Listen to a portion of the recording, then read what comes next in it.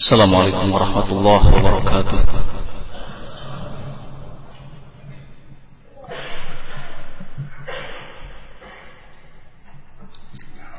Innal hamdalillah nahmaduhu ta'ala wa nasta'inuhu wa nastaghfiruh wa na'udzu billahi min shururi anfusina wa sayyiati a'malina. من يهده الله فلا مضل له ومن يضلل فلا هادي له أشهد أن لا إله إلا الله وحده لا شريك له وأشهد أن محمدا عبده ورسوله.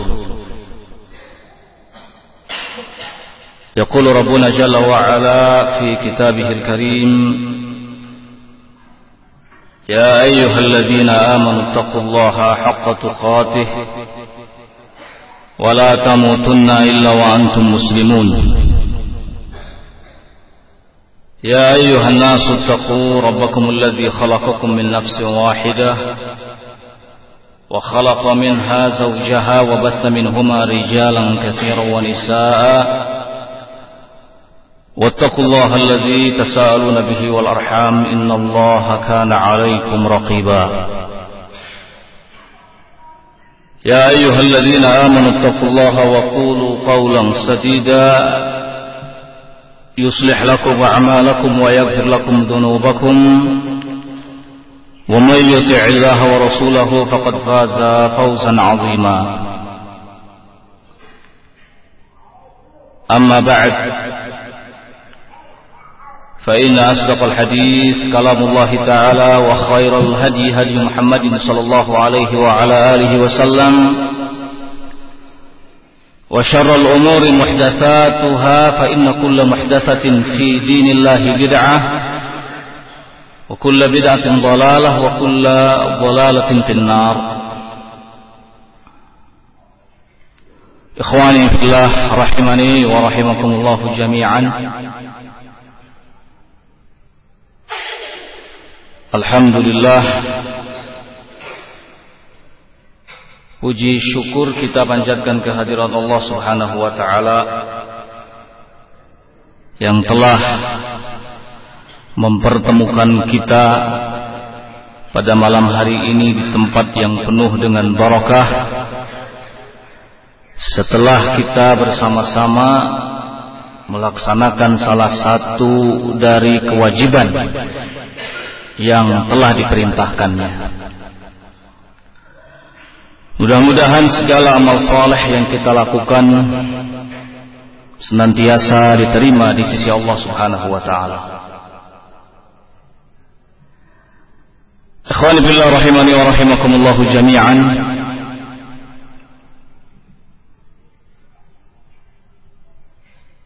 Di antara perkara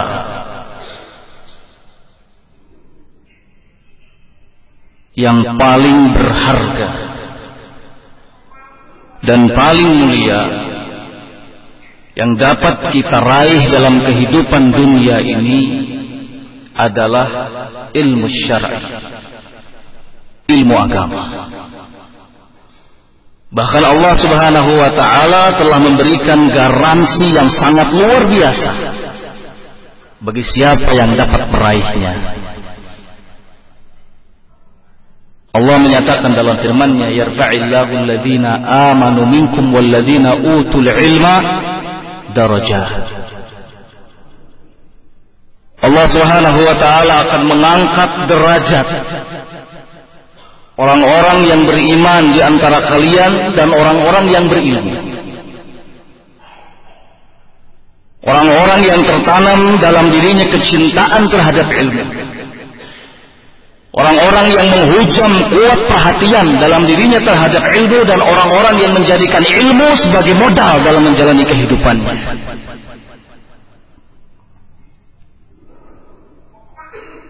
Rasulullah sallallahu alaihi wa ala alihi wasallam juga menyatakan dalam hadis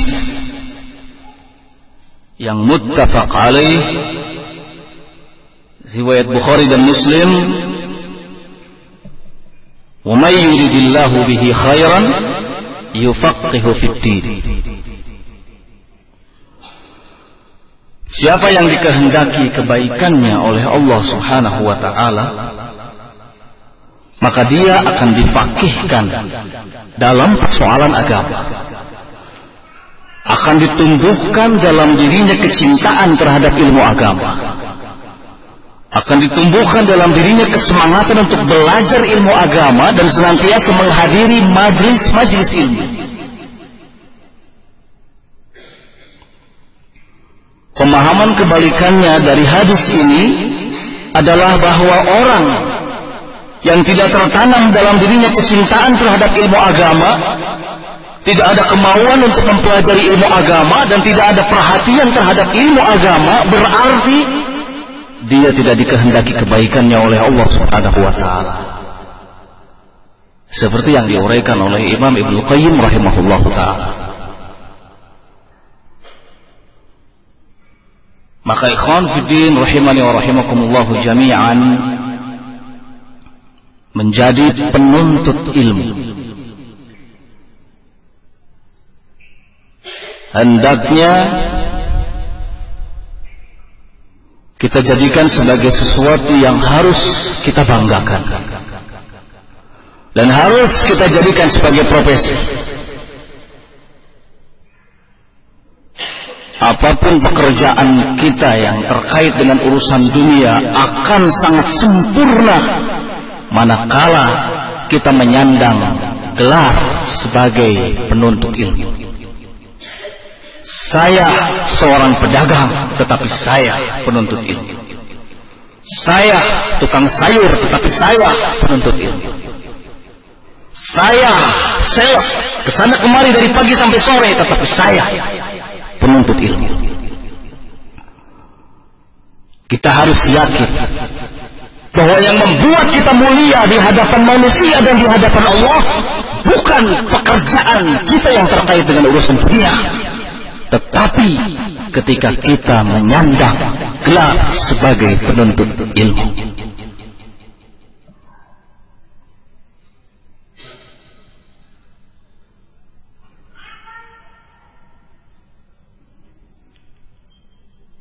Ikhwani fillah rahimani wa rahimakumullahu jami'an, kalau seandainya ini sudah tertanam dalam diri kita,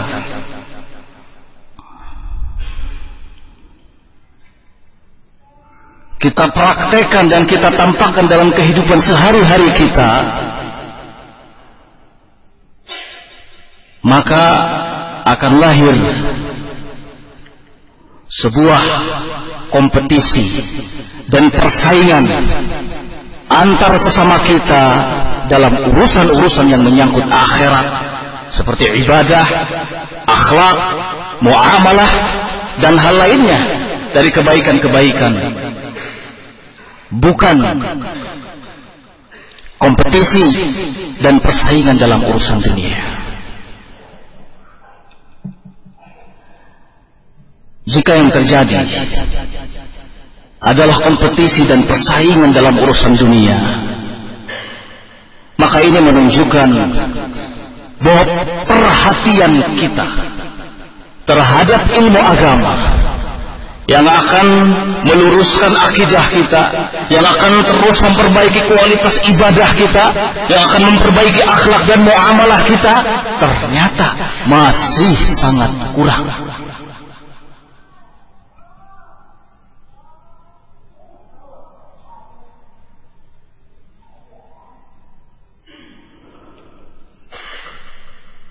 Saya juga ingin mengingatkan kepada para ummahat, ibu-ibu muslimah, para istri. Mudah-mudahan mereka dengar, agar jangan sampai ada seorang pun dari kalangan mereka yang menekan dan menuntut sesuatu yang berlebihan kepada suaminya dalam urusan dunia. Apapun pekerjaan suami yang terkait dengan urusan dunia, maka itu yang harus didukung.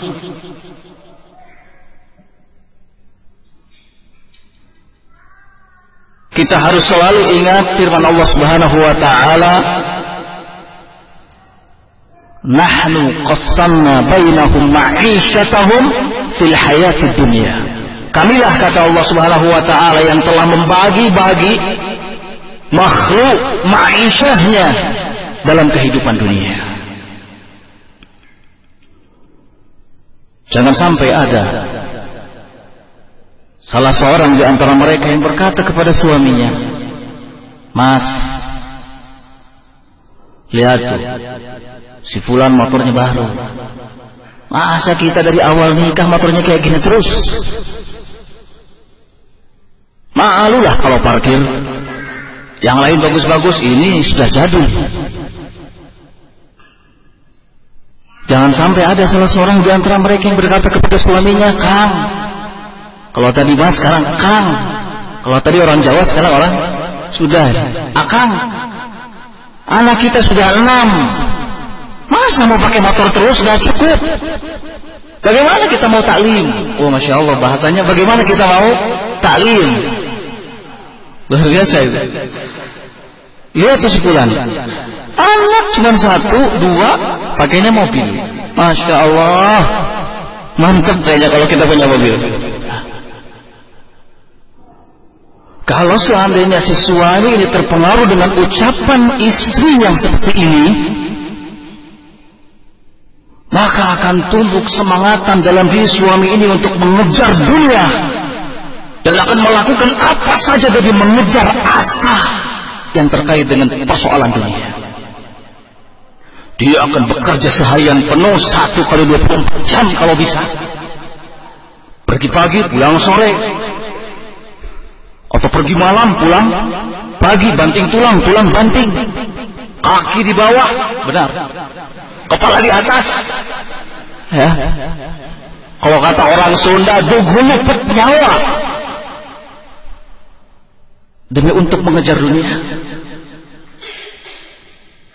Ini akan membuat suami menjadi rusak. Rusak karena dia akan jauh dari ilmu agama. Sedangkan setiap jiwa kita ini membutuhkan sesuatu yang menjadi pelegur. Setiap jiwa kita itu membutuhkan sesuatu yang bisa menyalakan cahaya atau apa gimana. Sungguh tepat peribahasa Arab yang menyebutkan tarku yauman nafsi wa hawaha sa'yun laha fi rajaha.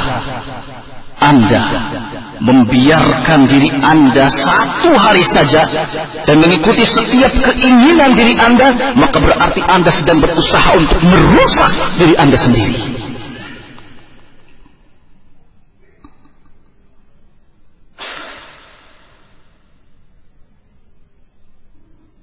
Akhwan fillah rahimani wa rahimakumullah jami'an. Semua ini sebagai gambaran betapa butuhnya kita kepada yang namanya ilmu syar'i, ilmu agama. Karena hanya dengan itulah keimanan akan terus dipupuk. Dengan itulah hati akan terus mendapatkan cahaya. Wajar kalau kemudian Imam Ahmad rahimahullah ta'ala mengatakan bahwa hajatuna ilal ilmi, kebutuhan kita kepada ilmu agama ini sesungguhnya melebihi kebutuhan kita kepada makanan dan minuman. Makanan dan minuman dalam sehari mungkin dibutuhkan yang pokoknya hanya 3 kali, tetapi ilmu dibutuhkan setiap saat. Tidak mengenal waktu. 1 kali 24 jam kita butuh kepada ilmu agama. Bahkan Imam Asy-Syafi'i rahimahullahu ta'ala mengatakan talabul ilmi afdalu minan nafilah. Menuntut ilmu itu lebih utama dibanding dengan salat-salat sunnah. Bukan dalam rangka menyepelekan salat sunnah, tetapi ini berbicara tentang keutamaan. Berbicara tentang keutamaan dan afdaliyah.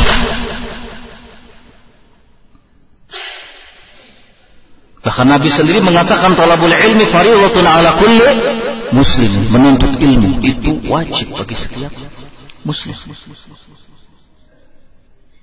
Imam Syafi'i sampai mengatakan bahwa menuntut ilmu lebih utama daripada salat-salat sunnah. Ada satu kisah, dan sebenarnya kisah ini saya nukil dari apa yang disampaikan oleh Syekh Hani ketika daurah di Jogja kemarin.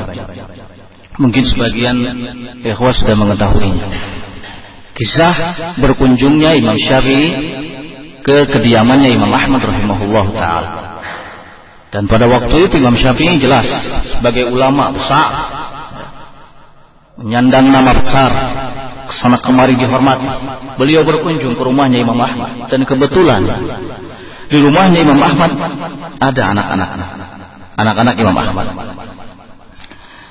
Ketika Imam Syafi'i rahimahullah ta'ala sudah ada di rumahnya Imam Ahmad, maka anak-anak Imam Ahmad ini segera menyiapkan sajian makanan untuk Imam Syafi'i.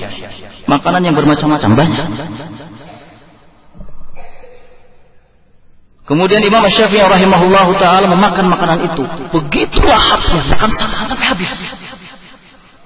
Ini anak-anaknya Imam Ahmad merasa heran. Ulama makannya sudah kieu habis. Masya Allah. Ulama bertanya-tanya keheranan. Habis sama Imam Syafi'i rahimahullah. Begitulah hati dan nikmatnya beliau makan. Sampai anak-anak Imam Ahmad datang kepada ayahnya. Ya, wahai ayah, apa benar beliau seorang ulama? Ya, beliau seorang ulama. Masya Allah. Makannya luar biasa. Kemudian tiba waktu malam, anak-anak Imam Ahmad rahimahullah ta'ala menyiapkan air wudhu untuk Imam Asy-Syafi'i rahimahullah ta'ala. Karena di sepertiga malam nanti otomatis ini Imam Asy-Syafi'i akan bangun malam untuk melakukan sholat malam. Ulama, orang yang berilmu, disediakanlah air wudhu. Sampai di waktu sepertiga malam, anak-anak Imam Ahmad rahimahullah ta'ala bangun. Mereka melakukan sholat malam, tahajud. Begitu melihat Imam Syafi'i, maka ternyata Imam Syafi'i sedang tidur begitu nyenyaknya.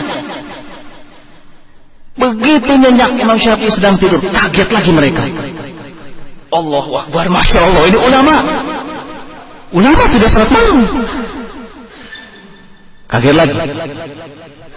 Mereka terus bertanya-tanya nih anaknya Imam Ahmad. Katanya ini ulama besar. Sampai datang waktu subuh. Ketika datang waktu subuh, Imam Syafi'i rahimahullah ta'ala bangun kemudian melakukan sholat subuh. Lalu anak-anaknya Imam Ahmad melihat air yang disediakan untuk beliau dipakai wudhu, ternyata air itu masih tetap ada, tidak berkurang. Mereka kaget lagi, Imam Syafi'i sholat tidak pakai wudhu. Masya Allah, ini ulama.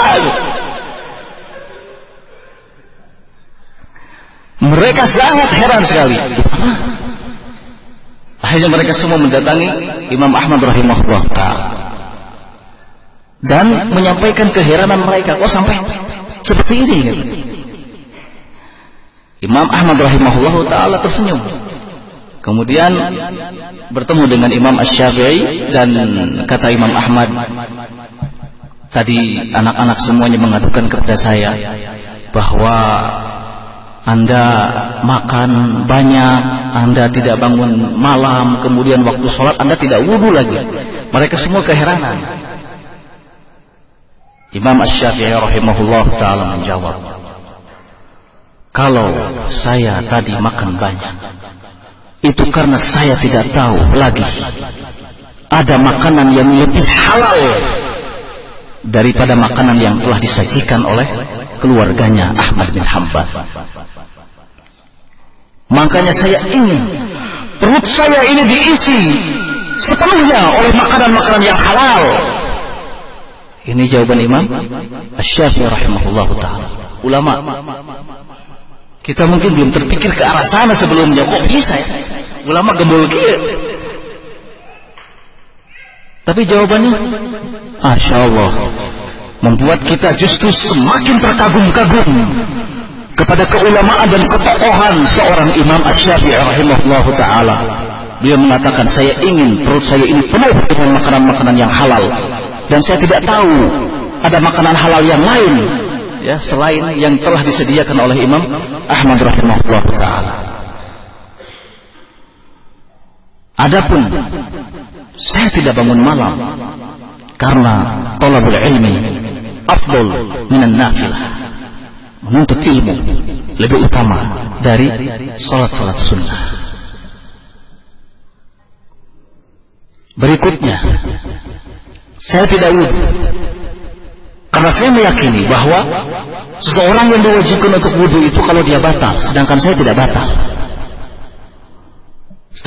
batal.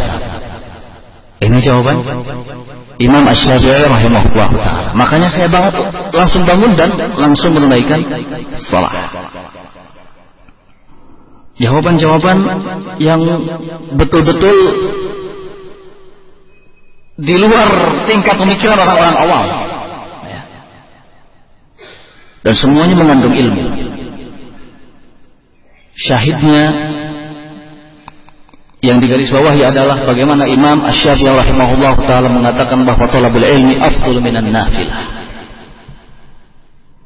Semalam suntuk dipakai untuk menelaah ilmu agama sampai meninggalkan salat lail, salat malam, tidak mengapa.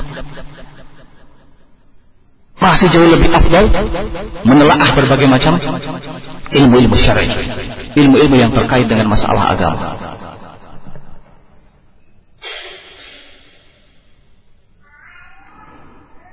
Kemudian ada lagi kisah yang saya dengar langsung dari Syekh Badar ketika ada kesempatan untuk bertemu. Waktu itu bermula dari beberapa pertanyaan yang dilontarkan oleh asatidzah, termasuk saya juga waktu itu melontarkan pertanyaan. Kemudian ada seorang ustadz yang ingin bertanya, kemudian lupa. Syekh menunggu, apa pertanyaanmu? Aduh, siapa anak lupa, katanya. Saya lupa pertanyaannya apa. Kemudian Syekh mengatakan ada sebuah kisah Imam Abu Hanifah rahimahullah ta'ala. Ada seseorang yang datang kepada Imam Abu Hanifah rahimahullah ta'ala, ya Imam, saya lupa, saya tadi menaruh barang di mana. Dia cari-cari barang yang disimpannya, dia lupa di mana ketika akan mengambilnya kembali. Imam Abu Hanifah rahimahullahu taala berkata kepadanya, salat 2 rakaat, insyaallah kamu ingat.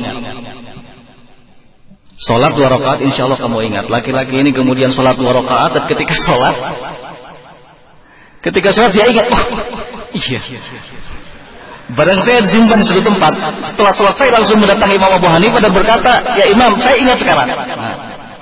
Kemudian Al-Imam mengutip firman Allah Subhanahu wa taala, wadhkur rabbaka idza nasita. Ingatlah kamu kepada Rabb, kepada Allah, idza nasita, apabila kamu lupa. Luar biasa ikhwan. Ulama, wadhkur rabbaka idza nasita, ingat kamu kepada Rabb kalau kamu lupa. Kembali kepada Allah. Mungkin yang membuat kita lupa itu karena kita jauh dari mengingat Allah Subhanahu wa taala. Mungkin hanya kesalahan yang terlalu banyak kita lakukan kepada Allah dibandingkan dengan ketaatan kita, sehingga terkadang kita lupa terhadap sesuatu.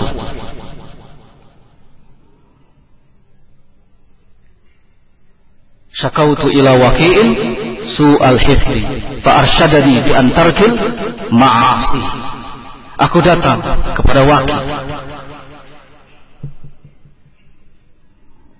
mengadukan tentang jeleknya hafalanku. Kemudian Imam Waqi' memberi nasihat agar engkau meninggalkan maksiat kepada Allah Subhanahu wa taala.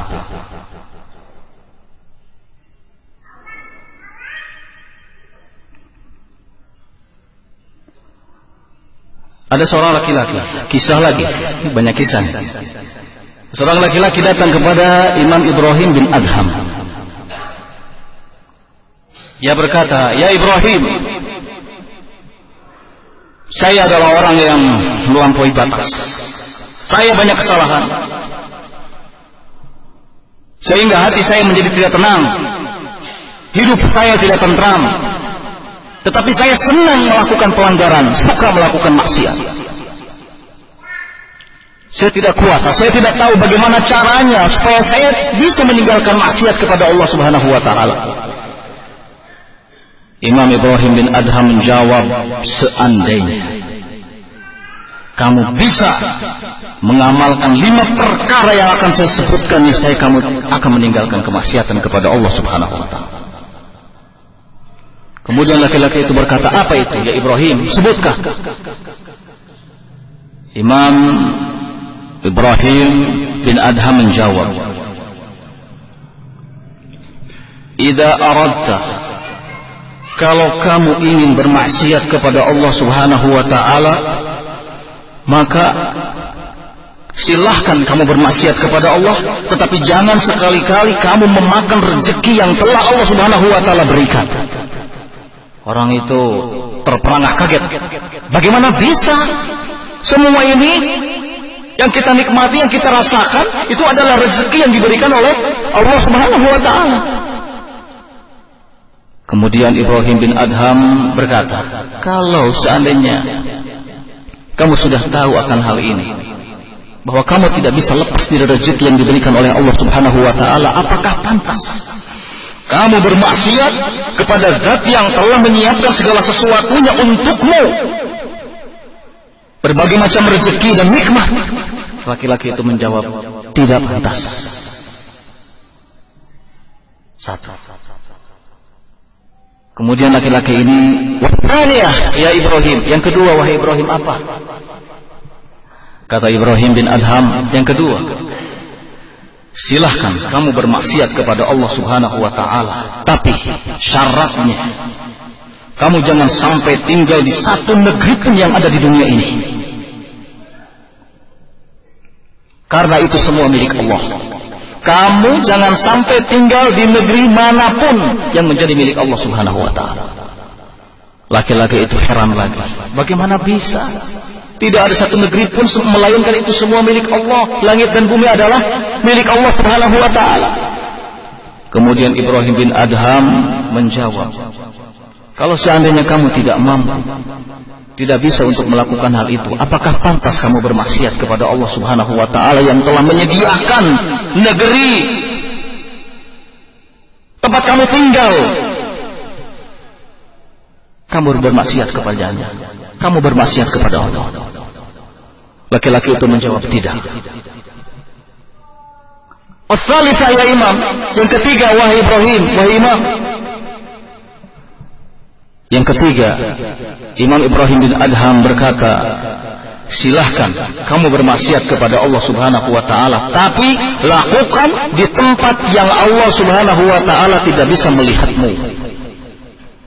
Pek krek lakukan naon oge, pek krek maksiat silahkan, tetapi syaratnya di tempat yang tidak bisa dilihat oleh Allah Subhanahu wa taala.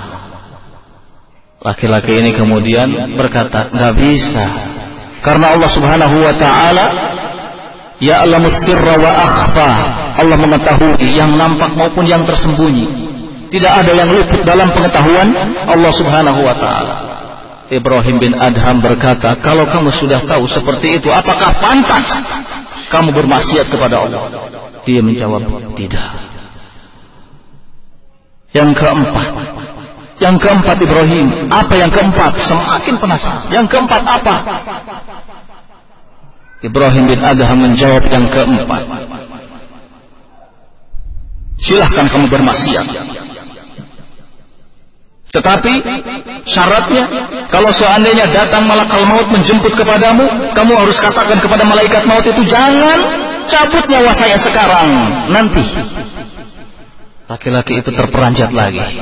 Bagaimana bisa wahai Ibrahim?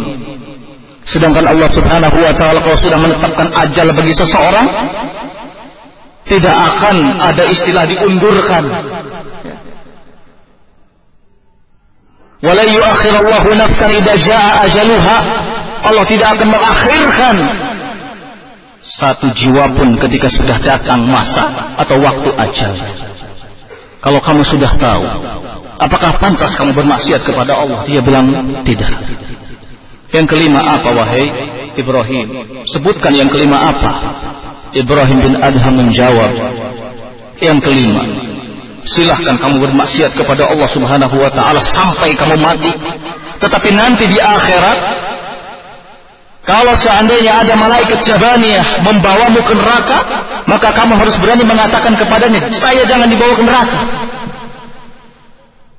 Apakah bisa kamu melakukan hal itu? Laki-laki itu kemudian menjawab tidak, lalu mengucurkan air matanya. Dia nangis lalu berkata, ana astagfirullah al-an. Saya wahai Ibrahim, beristighfar kepada Allah sekarang. Saya memohon ampun kepada Allah sekarang. Ternyata tidak ada jalan untuk saya bisa melakukan maksiat kepada Allah Subhanahu wa ta'ala. Dia bertobat seketika itu.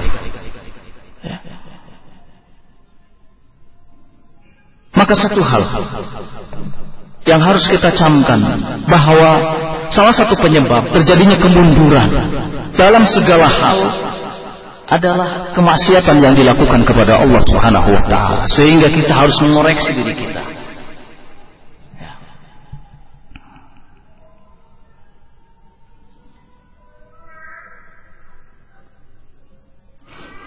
Kita harus mengoreksi diri kita. Kita perbaiki amalan.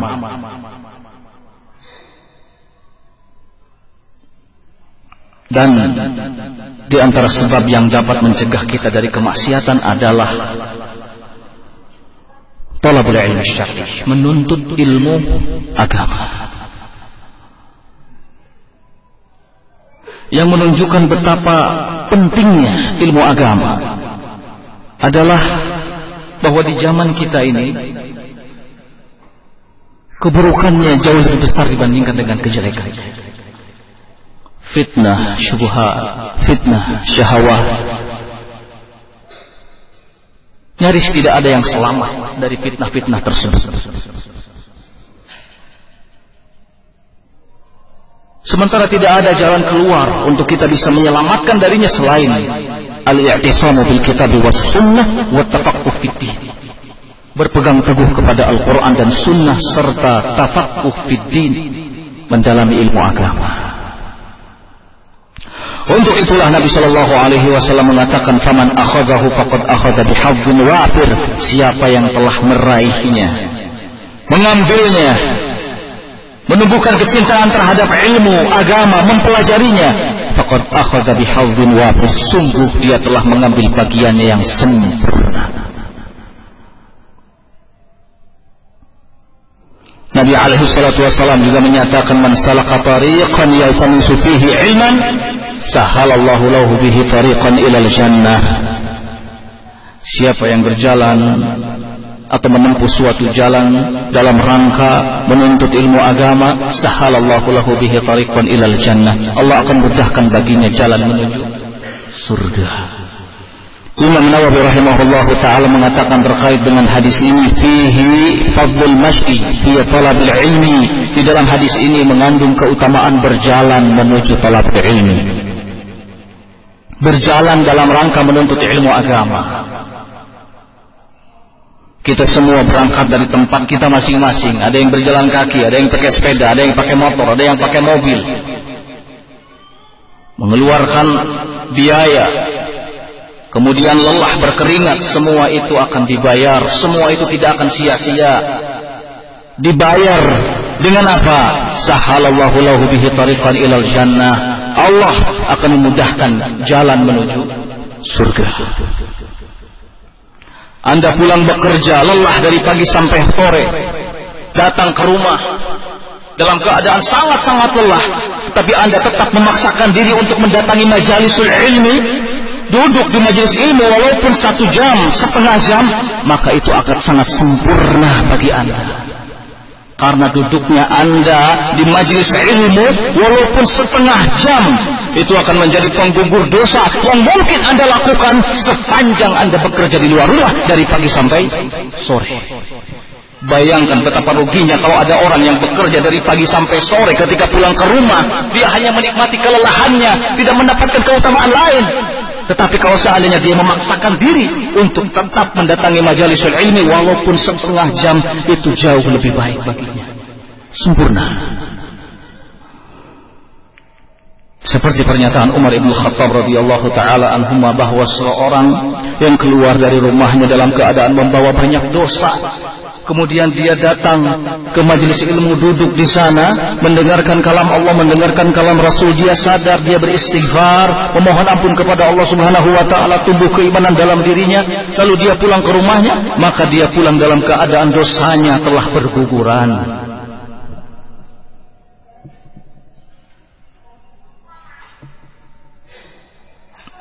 Belum lagi ikhwan fillah rahimakumullah, seperti yang dikabarkan oleh Nabi sallallahu alaihi wasallam, bahwa makhluk baik yang di darat, makhluk Allah baik yang di darat maupun yang di lautan akan mendoakan, beristighfar bagi para penuntut ilmu agama.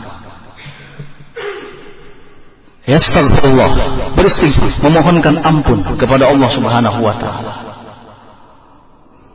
Belum lagi Allah Subhanahu wa taala akan menyebut orang yang senantiasa menghadiri majalisul ilmi. Allah akan menyebut-nyebutnya di hadapan makhluk yang terdekat dengannya.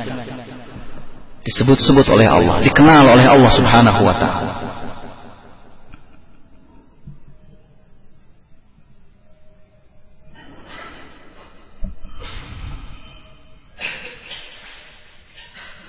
Ikhwan fillah rahimani wa rahimakumullah jami'an. Maka selagi Allah Subhanahu wa taala masih memberikan kesempatan kepada kita untuk bisa bernapas, maka hendaknya kita manfaatkan kesempatan itu untuk terus thalabul ilmi, menuntut ilmu, mempelajari ilmu agama, mendatangi majelis-majelis ilmu. Dan para ulama banyak wasiat-wasiat dan pesan-pesan mereka yang telah disampaikan kepada kita.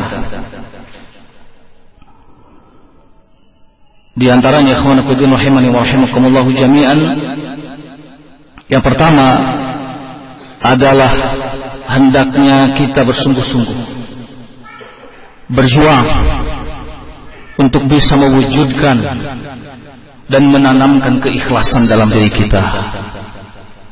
Ini sangat penting, karena ternyata keikhlasan itu menjadi kunci segala sesuatu. Kunci kesuksesan di dunia adalah keikhlasan. Kunci kesuksesan di akhirat juga keikhlasan. Karena Allah Subhanahu wa taala tidak akan menerima satu amalan kecuali yang memang atas dasar lillahi subhanahu wa ta'ala. Ala lillahi dinul khalis. Allah Subhanahu wa ta'ala menyatakan ala lillahi dinul khalis. Sesungguhnya, atau ketahuilah bahwa hanya milik Allah, hanya untuk Allah segala amalan itu diperuntukkan, bukan untuk siapa lagi, bukan untuk siapapun. Jadi yang pertama adalah tanamkan keikhlasan.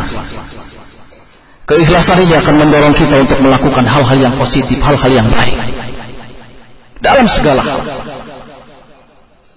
Dalam ibadah jelas, dalam muamalah, dalam akhlak pun demikian. Karena kita bisa menilai kalau ada orang yang perilakunya tidak baik, kalau ada orang yang akhlaknya tidak baik, ini salah satu penyebabnya adalah tidak adanya keikhlasan dalam dirinya.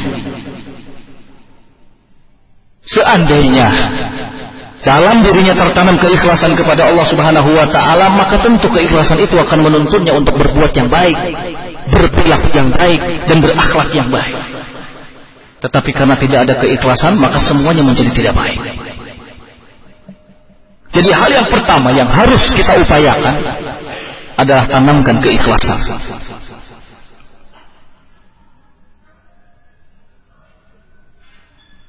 Jadikan segala sesuatu hanya demi mendapatkan keridhaan Allah Subhanahu wa ta'ala, bukan keridhaan yang lainnya.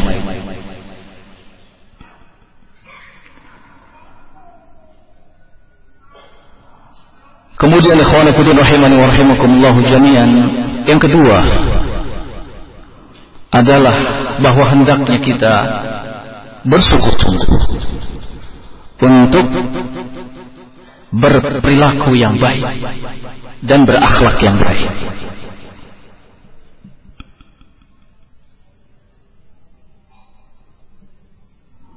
Nabi alaihi salatu wassalam menyatakan dalam sabdanya, khairukum, sebaik-baik kalian adalah yang baik akhlak. Ini disampaikan oleh Nabi Shallallahu Alaihi Wasallam. Satu penegasan bahwa akhlak yang baik dan kepribadian yang baik itu akan melahirkan berbagai macam kebaikan.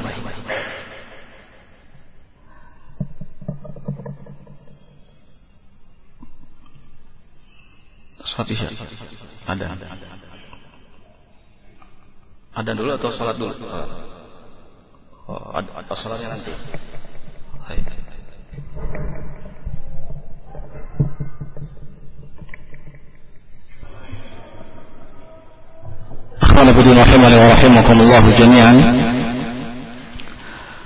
Ada hal yang penting untuk kita ketahui terkait dengan akhlak yang baik.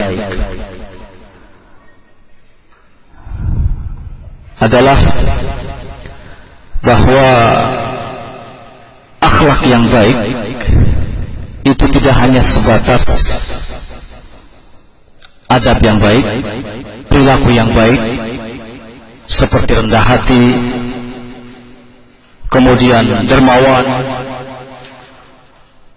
suka menolong sesama, dan lain sebagainya dari perkara-perkara kebaikan. Akan tetapi yang disebut dengan akhlak yang baik itu jauh lebih umum, masuk di dalamnya perkara-perkara yang menyangkut akidah, ibadah, muamalah, dan akhlak. Orang yang akidahnya lurus, manhajnya benar, ibadahnya benar, muamalahnya baik, maka itulah yang disebut dengan orang yang berakhlak baik. Tetapi orang yang berakidah salah atau menyimpang, kemudian bermanhaj yang salah dan melakukan ibadah dengan tata cara yang salah, walaupun baik akhlaknya kepada sesama, maka tidaklah disebut sebagai orang yang berakhlak baik, tetapi dia disebut sebagai orang yang jelek akhlaknya. Oleh karena itu sangat keliru sekali kalau ada seorang ahlus sunnah wal jamaah, seorang salafi mengatakan bahwa lihat jamaah yang suka mondar-mandir ke sana kemari, jamaah tapi akidahnya menyimpang tetapi akhlaknya baik. Ini perkataan yang salah, tidak pantas diucapkan oleh seorang ahlus sunnah wal jamaah. Apalagi kalau ada yang mengatakan, lihat orang-orang Nasrani, mereka kufur kepada Allah tetapi akhlaknya Masya Allah baik-baik, suka membantu kepada sesama, bahkan kadang-kadang kalau ketemu mengucapkan salam, Assalamualaikum. Mereka akhlaknya baik. Ini pernyataan yang salah.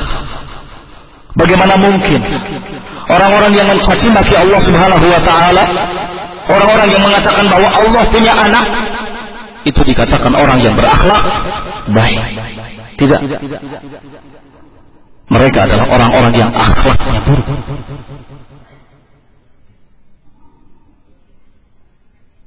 Dan ini kaitannya sangat erat dengan prinsip dengan manhaj yang diajarkan oleh para salafun salih, pendahulu kita yang saleh. Jangan sampai hanya karena melihat perilakunya, akhlaknya dan adabnya baik, kemudian merekomendasi akidah dan manhajnya. Lalu berdekatan dengannya dan bergaul dengannya karena kebaikan akhlak dan perilakunya. Ini pula yang membuat Ali Hasan Al-Halabi, salah seorang syekh salafi dulunya, terjerumus dan keliru, terpeleset. Ini pula yang membuat Abul Hasan Al-Misri terpeleset. Ini pula yang membuat Muhammad bin Ismail Al-Muqaddam terpeleset. Ini pula yang membuat Muhammad bin Hasan terpeleset. Semuanya berdekatan dan bermesraan dengan mereka-mereka yang berpemikiran khawarij. Apalagi Ali Hasan Al-Halabi memberikan pujian terhadap satu kitab yang ditulis oleh orang-orang yang jelas-jelas memusuhi Islam dan menjadi pendukung Yahudi dan Nasrani. Dipuji. Bahkan untuk memujinya tidak tanggung-tanggung, dia mengeluarkan sebuah tulisan khusus demi memuji buku itu. Semua ikhwanu fillah rahimakumullah taala bermula dari apa yang kita sebutkan tadi. Terpesona melihat perilaku, akhlak dan tingkah laku orang-orang yang menyimpang. Sesat tetaplah sesat, kafir tetaplah kafir, meskipun menampakkan perilaku dan akhlak yang baik. Karena sesungguhnya tadi yang disebut dan dimaksud dengan akhlak yang baik itu tidak sekedar adab, tidak sekedar perilaku, suka membantu, rendah diri, tidak, tetapi mencangkup urusan akidah, urusan manhaj, urusan ibadah, dan hal-hal lainnya yang menjadi prinsip yang masuk dalam kategori ideologi. Oleh karena itu kita harus berhati-hati, karena terkadang sering mendengar ada sebagian yang memberikan pujian, terutama yang paling populer kepada jamaah tabligh ini, karena memang selalu menampakkan Masya Allah kebaikan-kebaikan, dikatakan mereka akhlaknya baik, cuman sayang mereka tidak suka tauhid, tidak berakidah yang baik. Kalau akhlaknya Masya Allah top, salafnya juga kalah. Ini hati-hati. Kalimat yang seperti ini kalimat yang salah, tidak pantas diutarakan, tidak pantas diucapkan. Ya. Ikhwan fillah rahimani wa rahimakumullah jami'an, maka kita sebagai penuntut ilmu hendaknya kita menghiasi diri kita dengan akhlak yang baik. Akhlak yang ada hubungannya dengan perilaku kepada sesama, muamalah dengan sesama. Demikian juga yang ada hubungannya dengan keyakinan terhadap Allah Subhanahu wa taala dan juga terhadap Rasulnya sallallahu alaihi wasallam. Kemudian yang ketiga, mujanabatu ahlul bidah, menjauh ahlul bidah, tidak duduk bersama dengan mereka dan tidak mengambil ilmu dari mereka. Ya. Ahlul bidah itu seperti digambarkan oleh Imam Ibnu Mubarak, wajahnya saja sudah buram, apalagi perjalanan hidupnya tambah buram lagi. Kalau kata Ibnu Mubarak rahimahullah, wajah ahlul bidah itu buram, gak jelas walaupun 80 kali dikasih minyak, anglernya buram, tetap aja poek, tidak ada sinar. Ya, ini melihat wajah, apalagi melihat perilaku, apalagi melihat perilaku, tindak tanduk mereka, sehingga tidak pantas bagi yang mengenal sunnah, bagi yang sedang meniti, berusaha menempuh jalan para salafus saleh untuk berdekatan dengan ahli bidah. Itu sama saja dengan mengambil sesuatu yang rendah kemudian membuang sesuatu yang sangat berharga.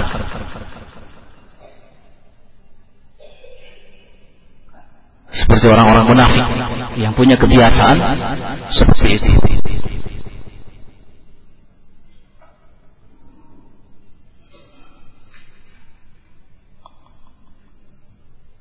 Sangat banyak sekali wasiat-wasiat para salafus saleh dan sudah maklum kita ketahui bersama tentang persoalan ini. Kita berhati-hati dan menjauh dari para ahlul bidah. Tidak duduk bersama dengan mereka dan tidak mengambil ilmu dari mereka. Ilmu apapun termasuk ilmu bahasa Arab. Ya. Termasuk ilmu bahasa Arab sekalipun. Karena alhamdulillah di kalangan Ahlus Sunnah wal Jamaah pun sudah banyak yang mumpuni keilmuannya dalam urusan ilmu alam atau bahasa Arab. Belajar kepada mereka. Tidak perlu belajar kepada orang yang jelas-jelas akidah dan manhajnya menyimpang, apalagi kepada orang yang belum diketahui keadaannya. Ya.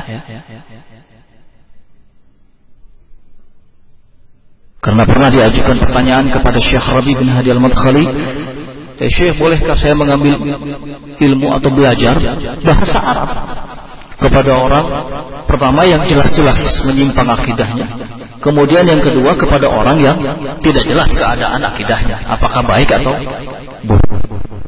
Syekh kemudian memberikan penjelasan bahwa singkat, tidak boleh. Kepada yang sudah jelas keadaannya menyimpang dalam urusan agama, ini tidak boleh, apalagi yang tidak jelas. Ya. Lebih-lebih. Tidak ada uzur bagi ahli sunnah wal jamaah untuk duduk bersama dengan ahli bidah. Bagaimana mungkin bekerja sama dengan orang yang hendak menghancurkan agama dan merusak agama? Ini ikhwan fillah rahimani wa rahimakumullah taala yang ketiga yang dinasihatkan oleh para ulama. Kemudian berikutnya adalah ada mutasaddur lil fatwa. Jangan sampai berani gegabah dalam berfatwa. Ya. Karena ini masuk dalam kategori taqawul 'ala Allah bi ghairi ilmin. Nantinya berbicara tentang Allah tanpa ilmu. Dan jauh-jauh sebelumnya Nabi Shallallahu Alaihi Wasallam telah mengabarkan bahwa akan muncul suatu kaum yang punya kebiasaan taqawul 'ala Allah bi ghairi ilmin, berfatwa tanpa ilmu. Dalam sebuah hadis yang diriwayatkan oleh Imam At-Tabrani rahimahullah, dihasankan Syekh Al-Albani rahimahullah dari sahabat Ibnu Abbas, Nabi mengatakan bahwa akan muncul suatu kaum yaqra'unal Qur'an, mereka membaca Al-Qur'an, mereka pandai dalam ilmu Al-Qur'an, mereka menguasai ilmu-ilmu agama dengan baik. Wa yaqulun, lalu mereka mengatakan, man a'lam minna, siapa yang lebih pintar dari kami. Wa yaqulun, kemudian mereka mengatakan, man afqah minna, siapa yang lebih faqih dari kami, siapa yang lebih hebat daripada kami. Kemudian Nabi Shallallahu Alaihi Wasallam bertanya kepada para sahabat, afi ulaika min khair, apakah dalam diri mereka ada kebaikannya? Kata Rasulullah bertanya kepada para sahabat. Para sahabat menjawab, Allah wa Rasuluhu a'lam, Allah dan Rasulnya lebih tahu. Kemudian Rasulullah Shallallahu Alaihi Wasallam mengatakan, hum minna, ketahuilah bahwa sungguhnya mereka itu berasal dari kita, dari golongan umat ini, dari golongan umat ini. Mereka punya kebiasaan taqawul 'ala Allah bi ghairi ilmi, berbicara tentang Allah tanpa ilmu. Hum waqudun nar, mereka adalah kayu bakar api neraka. Sangat pantas jika seorang imam seperti Ibnu Sirin rahimahullah taala mengatakan bahwa orang yang berbicara tentang agama tanpa ilmu, berbicara tentang Allah tanpa ilmu, lebih baik mati. Ya. Lebih baik mati. Karena kalau sudah mati, mungkin akan sedikit mengurangilah dosanya. Kalau seandainya dia masih hidup, terus akan berfatwa dengan tanpa ilmu, kan jadi masalah. Berhabis semua. Makanya Imam Ibnu Sirin rahimahullah ta'ala mengatakan orang yang seperti ini lebih baik mati daripada terus hidup. Ya. Karena berbahaya. Sebagai penuntut ilmu, hendaknya kita lebih berhati-hati. Ya, hendaknya kita lebih berhati-hati untuk tidak menyampaikan sesuatu yang tidak kita ketahui ilmunya.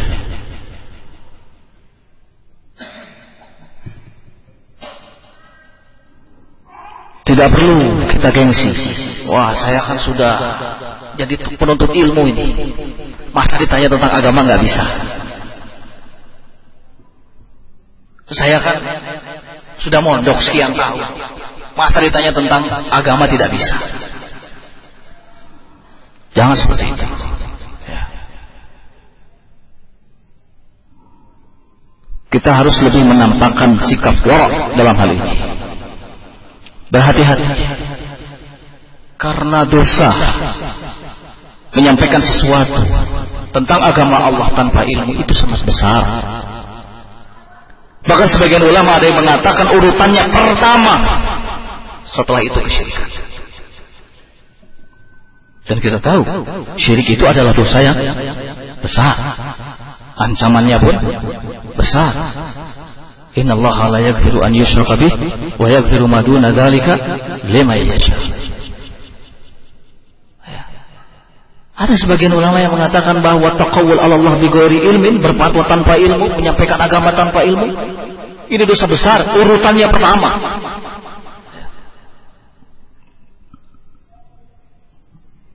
Jadi kita harus lebih berhati-hati. Apalagi kita sebagai penuntut ilmu agama. Selanjutnya, ikhwan fillah rahimani wa rahimakumullah jami'an, adamul i'tiqad al-ismah, tidak boleh meyakini adanya ismah kepada orang yang kita ambil ilmunya. Tidak boleh ada keyakinan bahwa guru kita itu maksum, terbebas dari kesalahan. Jangan. Ya. Karena tidak ada yang maksum kecuali yang dimaksum oleh Allah Subhanahu wa ta'ala. Dan pihak-pihak yang dimaksum sudah jelas. Adapun ustaz, alim, ulama tidak maksum, tidak terbebas dari kesalahan. Oleh karena itu sebagai penuntut ilmu, ketika kita akan belajar, berguru kepada seseorang, jangan sampai tertanam dalam diri kita bahwa guru kita ini tidak akan pernah salah. Guru kita ini maksum. Apapun yang dilakukannya, walaupun dalam pandangan kita salah, ini pasti ada kemungkinan lain. Tidak. Jangan sampai punya keyakinan seperti itu. Kalau kesalahan yang dilakukan oleh guru itu jelas-jelas menyelisihi syariat, maka katakanlah bahwa itu suatu kesalahan. Jangan kemudian menutup mata. Oh, mungkin ada dalil yang lain. Oh, Ustadz kan sudah Masya Allah. Oh, kiai mah ajengan mah sudah dimaksum lah surga. Oh, itu kan dia surga. Ya. Kita ahli sunnah wal jamaah tidak diajarkan seperti ini. Ya. Tidak diajarkan seperti ini. Para ulama kita tidak mendidik kita untuk menjadi orang-orang yang seperti ini, yang menganggap setiap guru kita, syekh kita adalah pihak yang maksum. Tidak.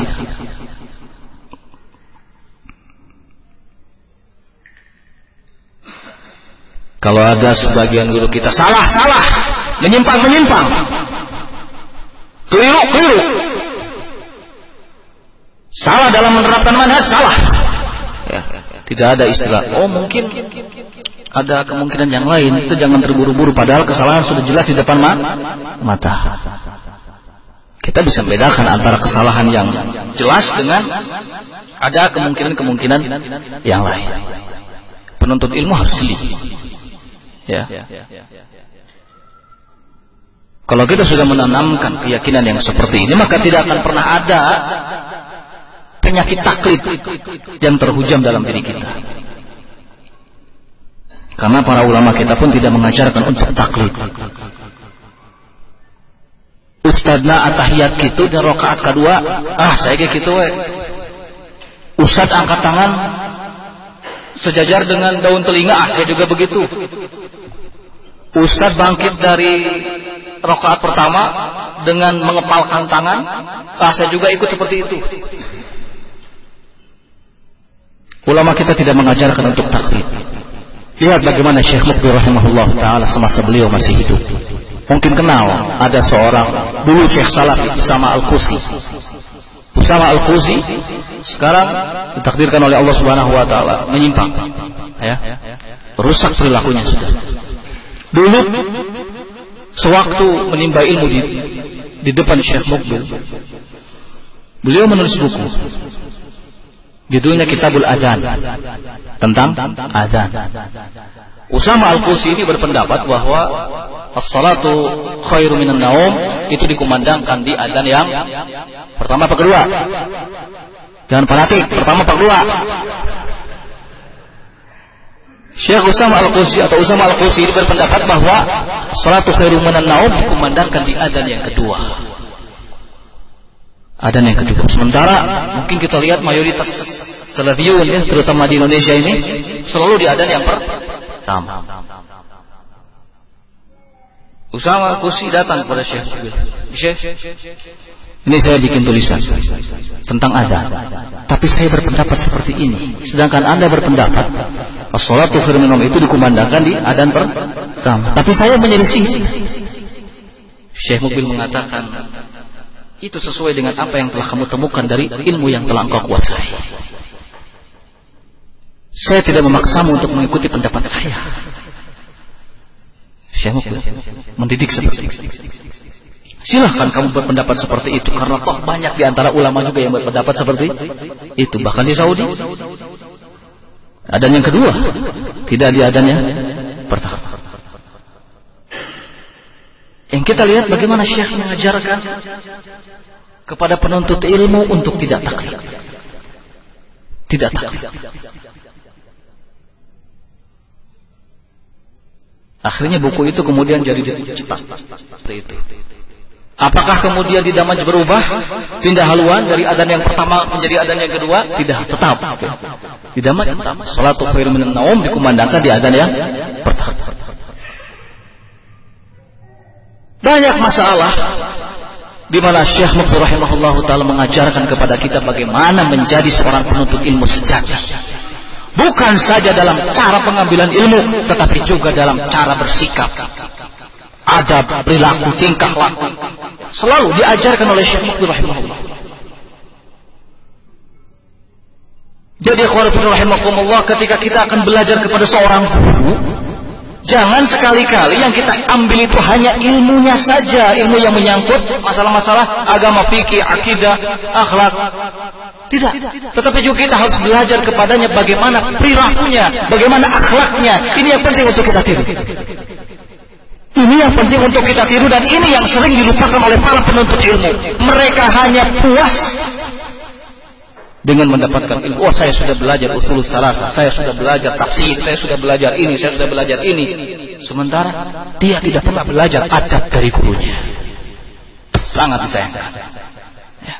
Syekh Mukbil tidak mengajarkan kita seperti itu.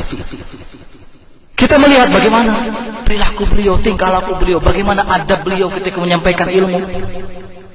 Yang kita ambil tidak saja keilmuan beliau dari bermacam-macam bidang ilmu agama, tetapi juga akhlak, tingkah laku, kepribadian luar biasa. Sangat wajar dulu seorang wanita berkata kepada anaknya, "Ya bunayya, idhhab ila Imam Malik." Pergi kamu kepada Imam Malik, belajar adab sebelum kamu belajar ilmu. Pergi anak. Disuruh sama ibunya untuk belajar adab terlebih dahulu, melihat tingkah laku dan perilaku Imam Malik sebelum belajar ilmu agama. Karena ini sesuatu yang penting. Ya. Menjadi tidak ada artinya ilmu seseorang yang mumpuni ketika lemah dari segi perilaku dan akhlak.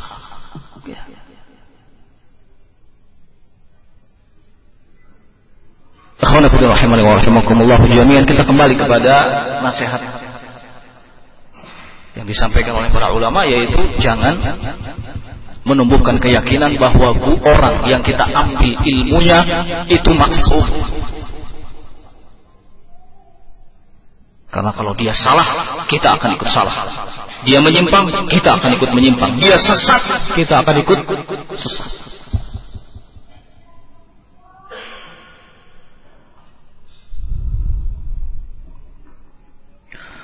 Akhwana fillah rahimani wa rahimakumullah jami'an.